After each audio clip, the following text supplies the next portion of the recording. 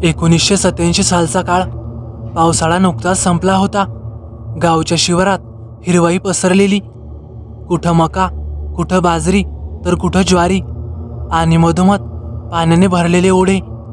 गावाच्या टोकाला राहत होता शंकर सोनवणे. गरिबी अंगात भिनलेली. रोज 2 वेळेचं पोट भरण्यासाठी शंकर आणि त्याची बायको विनता दोघंही शेतात राबत. घरात 2 लहान मुलं, संतोष आणि मीना. शंकर साधा, प्रामाणिक, पण आयुष्यभर हतबल. वडिलोपार्जित थोडं शेत, त्यावर कसाबसा संसार. रोज सकाळी बैलांना जुंपून तो शेतात जायचा. त्या दिवशी सकाळचं ऊन मवाळ होतं. शंकर नांगर फिरवत होता. बैल हळूहळू चाललेले.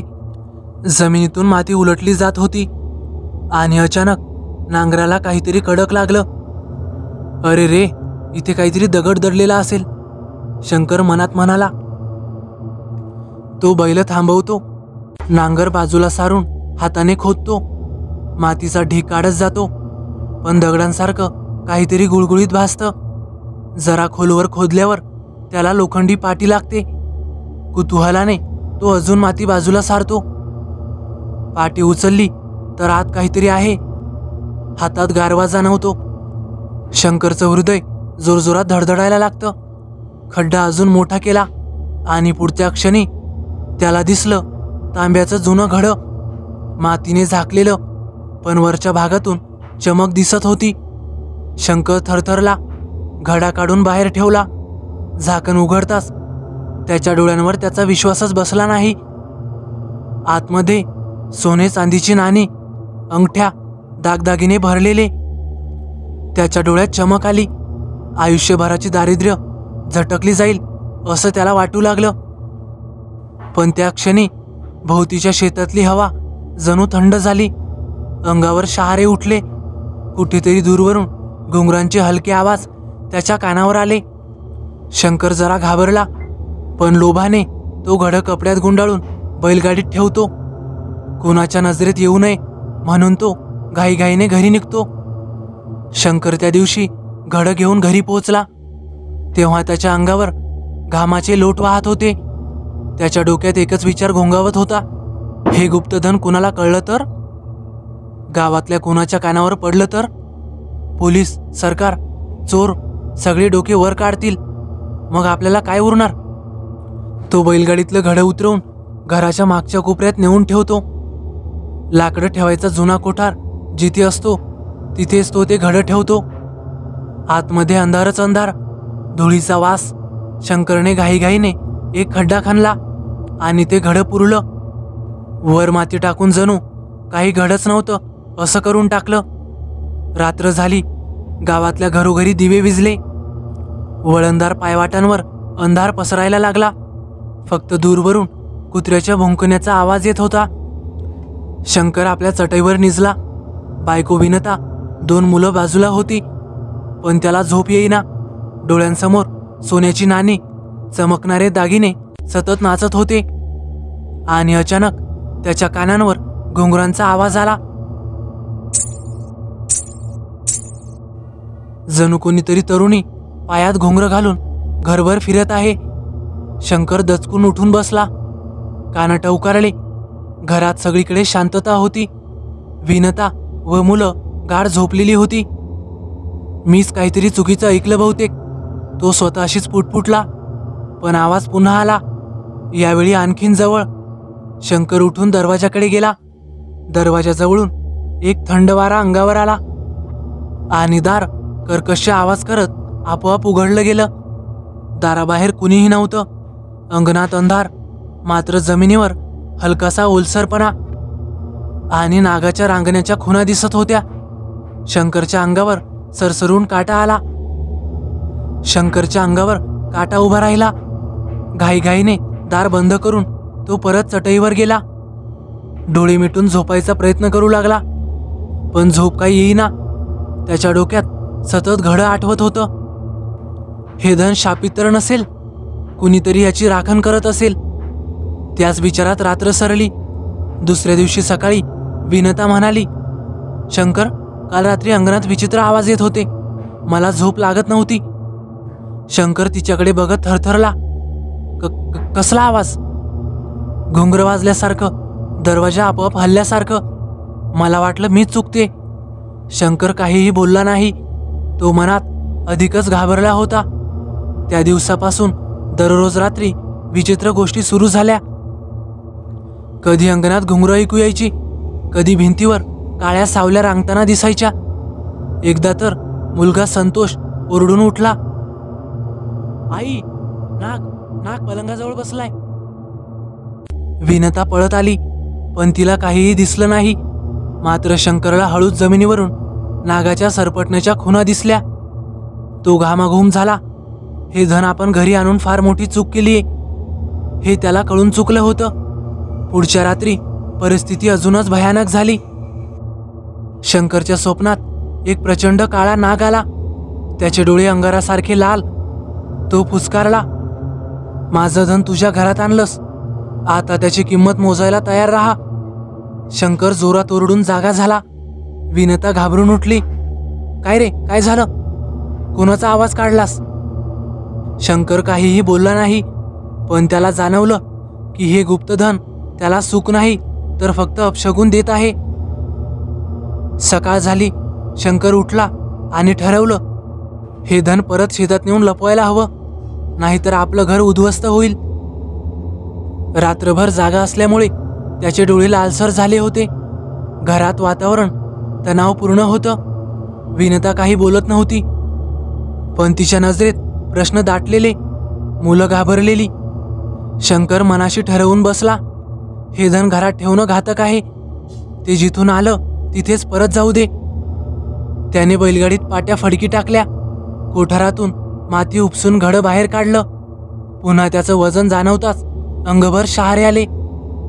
सोन्याची नाणी धडधडत आपटल्याचा आवाज त्याच्या कानावर पडला आणि त्याचं मन पुन्हा मोहात पडायला लागलं. नाही, हे लोभाचं जाळं आहे, तो मनाशी म्हणाला आणि घडं गाडीत ठेवून शेताकडे जायला निघाला. शेतात पोहोचल्यावर शंकरने कालचा खड्डा शोधून काढला. झाडाजवळील जागा त्याने ओळखली आणि ते घडं पुन्हा मातीत पुरून टाकलं. पण पुरताना त्याला असं वाटलं की मातीत खणताना जमिनीखालून हलकासा फुसकारा ऐकू आला. जणू कुठेतरी नाग दडला आहे. घामाने भिजून तो थरथरत उभा राहिला. घाईघाईने खड्डा भरून वर माती पसरवली. हाताने शेजारचं गवत झाडलं आणि जणू काहीच घडलं नाही असं भासवून तो गडबडीत घरी निघाला. त्या रात्री शंकरला थोडं हलकं वाटलं. त्याला वाटलं आता संकट टळेल. पण सकाळी तो जेव्हा शेतात गेला तेव्हा त्याला त्याच्या डोळ्यांवर विश्वासच बसला नाही. जिथे त्याने खड्डा खणून घडं पुरलं होतं तिथे जमीन पूर्ण सपाट होती. जणू काही खड्डाच नव्हता. त्याला खणलेली माती, घड्याचे अवशेष काहीही दिसेना. शंकर घाबरून जवळ गेला आणि पुढच्या क्षणी त्याचं काळीज थरकापलं. खड्ड्याच्या जागेवर एक प्रचंड मोठा काळा नाग पिंगा घालून बसलेला होता. त्याची फणा फुललेली, डोळ्यात जणू अंगार, तोंडातून पातळ फुसकार निघत होता. नाग इतका मोठा होता की शंकरला क्षणभर वाटलं हा एखादा सामान्य साप नाही तर देवदत्त रक्षक आहे. शंकरची पावलं गोठली. घसा कोरडा पडला. नागाच्या नजरेत पाहताच त्याला असं जाणवलं जणू कोणी त्याच्या आत्म्यात डोकावत आहे. माझं धन लपवण्याची तुझी हिंमत, त्यावर तुझा हक्क नाही. हा आवाज त्याच्या डोक्यात घुमू लागला. नाग काही बोलला नव्हता, पण शंकरच्या मनात तो आवाज घुमला. तो डोळे झाकून मागे सरकला. घामाने कपडे भिजले होते. हातपाय थरथरत शंकर पळतच घरी निघाला. त्या दिवसानंतर शंकर शेतात गेला तरी दुरूनच ती जागा पाहायचा. प्रत्येक वेळी त्याला तिथे काळ्या नागाचं दर्शन व्हायचं. गावकरी शेतातून जाताना म्हणायचे, अरे शंकर, तुझ्या शिवारात फार मोठा नाग दिसतोय, काहीतरी विचित्रच आहे. शंकर चेहरा वाकडं करून टाळायचा, पण आतून त्याची भीती वाढतच गेली. घरातल्या भिंतीवर सावल्या नाचायच्या. घुंगरांचे आवाज वाढून मुलं घाबरून रडायची. दार आपोआप कर्कश आवाज करून उघडायचं. कधी खिडक्या आपोआप आपटायच्या. एकदा तर विनता आंघोळीला पाणी आणायला गेली तर तिला पाण्याच्या घागरीतून लहान नागाचं डोकं बाहेर येताना दिसलं. ती किंचाळून खाली बसली, पण शंकर धावून आला तेव्हा काहीच नव्हतं. विनता थरथर कापत म्हणाली, आपल्या घराला काहीतरी लागलंय शंकरा. हे गुप्तधन नाही, हा शाप आहे. शंकर गप्प बसला. त्याच्या मनात मात्र भीतीचा गडगडाट सुरू झाला होता. शंकरच्या मनातली भीती दिवसेंदिवस वाढत होती. आधी तो एकटाच घाबरायचा, पण आता गावकऱ्यांच्या नजरेतही विचित्र गोष्टी यायला लागल्या. एका सकाळी शेजारचा गणू शंकरकडे आला. शंकरा, काल रात्री तुझ्या शिवारातून जात होतो. काहीतरी काळं मोठंच्या मोठं हलताना पाहिलं मी. माझ्या अंगावर काटा आला. मी धावतच आलो. शंकर काही उत्तर देईना, फक्त पांढरा चेहरा करून गप्प उभा राहिला. त्या दिवशी गावच्या चौकात लोक बोलू लागले, शंकरच्या शेतात काहीतरी गुपित दडलंय. एक जण म्हणाला, अरे ते काही साधं नाही, मोठा शाप लागलेला आहे. नागदेवतेच्या प्रदेशात कोणी जावं का? शंकर घरात बसून हे सगळं ऐकायचा आणि अजूनच अस्वस्थ व्हायचा. काही दिवसांनी भयानक घटना घडली.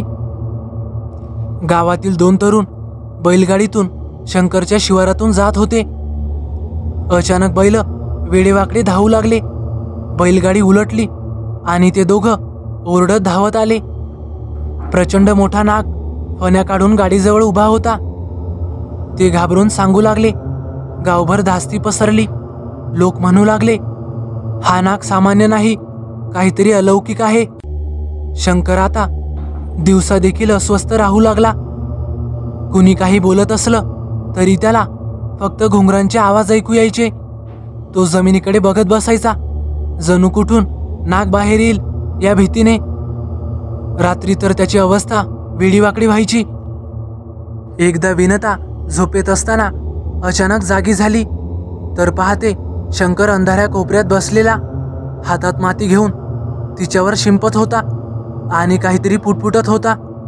जाओ जाओ, माझं धन मला द्या, जाओ. विनता घाबरून ओरडली, शंकर काय करतोयस तू? शंकर दचकून उठला, पण डोळ्यात वेडसर चमक होती. त्या रात्री शंकर पुन्हा थरारून जागा झाला. त्याला स्वप्नात दिसलं तो त्याच्या शेतात उभा आहे. आजूबाजूला शेकडो नाग सरपटत आहेत आणि त्यांच्यामध्ये एक प्रचंड मोठी नागिन. ती येऊन त्याच्याशी बोलते, हे धन आमचं आहे, तू आमचं धन स्पर्श केलंस, आता तुझं आयुष्य आमचं. शंकर किंचाळत उठतो. त्याचं सर्वांग घामाने भिजलं होतं. विनता आणि मुलं घाबरून कोपऱ्यात बसतात. गावात आता सगळ्यांना कळून चुकतं की शंकर शापित झाला आहे. बाजारात लोक कुजबुजत, तो शंकर ना, त्याने गुप्तधन उकरलं म्हणे, म्हणूनच त्याच्या मागे नाग लागलेत. अशा शापित माणसाच्या घराशी आपण संबंध ठेवायचे का? गावकरी शंकरच्या घरापासून लांब राहू लागले. विनता दिवसेंदिवस चिंतेत बुडू लागली. मुलं रात्रभर रडत. ती एक दिवस शंकरला म्हणाली, आपण गावच्या देवळात जाऊया, पुजाऱ्याला सांगूया, हे असं सहन होत नाहीये. शंकर मात्र डोळे मोठे करून फुसफुसला, नाही, देव काही करू शकत नाही, हे नाग आहेत, त्यांचंच ऐकावं लागतं, ते जे मागतील ते द्यावंच लागतं. विनता थरथर कापू लागली. तिला जाणवलं की शंकर आता हळूहळू वेडसर होऊ लागलाय. शंकरच्या घरावर आता विचित्र संकटाची मालिका सुरू झाली. गाई म्हशी अंगणात बांधल्या की त्या वेड्यागत फुसकारत साखळ्या तोडून पळून जायच्या. रात्री स्वयंपाकघरात ठेवलेलं दूध नेहमी सांडलेलं असायचं. त्यावर नागाच्या ओल्या खुणा दिसायच्या. एकदा तर विनताला दिसलं की भिंतीवरून काळ्या नागिनीचा सावलीसारखा आकार घसरत गेला आणि दारात नाहीसा झाला. मुलं आता आईला घट्ट धरून झोपायची. आई, आपल्याला इथून दुसरीकडे जायचं आहे, मला भीती वाटते, मीना रडत म्हणायची. पण शंकरला कुठे जायचं नव्हतं. तो हळूहळू त्या गुप्तधनाच्या मोहात गुरफटला होता. तो सतत एकटाच पुटपुटायचा, धन अजून इथेच आहे, नाग मला दाखवतील, मी पुन्हा खोदेन, पुन्हा शोधेन. विनता घाबरून जायची. शंकरा, तुला समजत नाहीये का? हे धन आपल्यासाठी नाही, हे शापित आहे. पण शंकर आता तिचं ऐकत नव्हता. डोळ्यात वेडी चमक घेऊन तो अंगणात बसून माती खोदत राहायचा, जणू पुन्हा तिथे घडं सापडेल. गावात एक वृद्ध बाबा होते, भिकाजी महाराज. ते नेहमी काठी घेऊन गावच्या ओसरीवर बसायचे. एक दिवस विनता धावत त्यांच्याकडे गेली. महाराज, आमचं घर उद्ध्वस्त झालंय. नाग दररोज दिसतात. मुलं घाबरून गेली आहेत. माझा नवरा वेडा होतोय. भिकाजी शांतपणे ऐकत राहिला आणि मग हळूच म्हणाला, बाई, हे नाग साधे नाहीत. हे नागदेवतेच्या खजिन्याचे रक्षक आहेत. ज्याने हे धन उचललं त्याला सुख नाही. असं धन राखणीत असतं, त्यावर माणसाचा हक्क नसतो. तुझ्या नवऱ्याने मोठं पाप केलंय. विनता रडत म्हणाली, मग आता करायचं तरी काय? भिकाजीने डोळे मिटले. नागदेवतेला प्रसन्न करावं लागेल, पण तुझा नवरा तयार नाही तर काही उपयोग नाही. त्याचं मन धनात अडकलंय, त्यामुळे तो स्वतःच आयुष्य संपवेल. त्या रात्री शंकरला पुन्हा भीषण स्वप्न पडलं. त्याने पाहिलं, तो शेतात उभा आहे. आजूबाजूला शेकडो नाग सरपटत आहेत. त्यांच्यामध्ये एक प्रचंड मोठी आणि काळीभोर नागिन येऊन त्याच्याकडे फणा उगारून फुसफुसते, तू आमचं धन स्पर्श केलंस, आता तुझं जीवन आमचं आहे. शंकर किंचाळत जागा झाला. विनता आणि मुलं घाबरून रडायला लागली. दुसऱ्या दिवशी गावात भीषण घटना घडली. शंकरच्या शिवारात कामाला गेलेला एक मजूर अचानक ओरडू लागला. लोक धावत गेले तर त्याला मातीच्या ढिगाऱ्यात अर्धवट पुरलेलं पाहिलं. तो थरथरत म्हणाला, मोठा नाग फण्या काढून उभा होता. माझ्या अंगावर घुंगरांचा आवाज घुमला. गावकरी घाबरून गेले. आता मात्र सगळ्यांनी ठरवलं, शंकरच्या घराशी आपला संबंध ठेवायचा नाही. तिथे जाणं म्हणजे मरणाला हाक देणं. शंकर आता गावात एकटा पडला होता. लोक त्याच्याकडे बोट दाखवून बोलायचे. मुलं त्याच्या मुलांना टाळायची. विनता रोज रडायची, पण शंकरकडे पाहून तिच्या डोळ्यात आता दया उरली नव्हती, फक्त भीती. शंकर मात्र अजून खोल अंधारात बुडत गेला. रात्री घरात झोप लागत नसे. कधी त्याला पलंगाच्या बाजूला नाग सरपटताना दिसायचा, तर कधी छपरावरून काळ्या सावल्या खाली उतरायच्या. मुलं जर किंचाळून उठली तर तो त्यांना दडपून बसवायचा. गप्प बस, हे सगळं माझं आहे, कुणाला सांगू नका. विनता आता त्याच्यापासून दूर राहू लागली. ती मुलांना घेऊन शेजारच्यांकडे तर कधी माहेरी थोडा वेळ जाऊ लागली. पण गावकरीही त्यांना घरात घ्यायला घाबरू लागले. एक दिवस सकाळी शंकर गावाच्या चौकात उभा राहून वेडसरपणे ओरडू लागला, तुम्हाला काय वाटतं? ते धन माझं आहे, माझ्या हक्काचं. नाग माझ्यासोबत आहेत, ते माझं रक्षण करतात. आणि तो वेडावाकडा हसू लागला. गावकरी घाबरून मागे सरकले. कुणीही जवळ जायची हिंमत केली नाही. तेवढ्यात शंकर अचानक वाकला. त्याने माती उकरायला सुरुवात केली. इथे आहे धन, मला द्या माझं धन, माझं धन. शंकर पूर्णतः वेडा झालाय. पुढे नेमकं त्याचं काय होतंय? तो वाचतो का? धन त्याला मिळतं का? की तो त्याचा जीव गमावतो? हे बघण्यासाठी तुम्हाला या कथेचा भाग दुसरा बघावा लागेल. तोपर्यंत जर तुम्ही आपल्या चॅनलला सबस्क्राईब केलं नसेल तर नक्कीच सबस्क्राईब करा आणि बाजूला येणाऱ्या बेल आयकॉनलाही दाबा, जेणेकरून या कथेचा भाग दुसरा आपल्यापर्यंत लवकरात लवकर पोहोचू शकेल. तर चला भेटूया पुढच्या व्हिडिओत. धन्यवाद.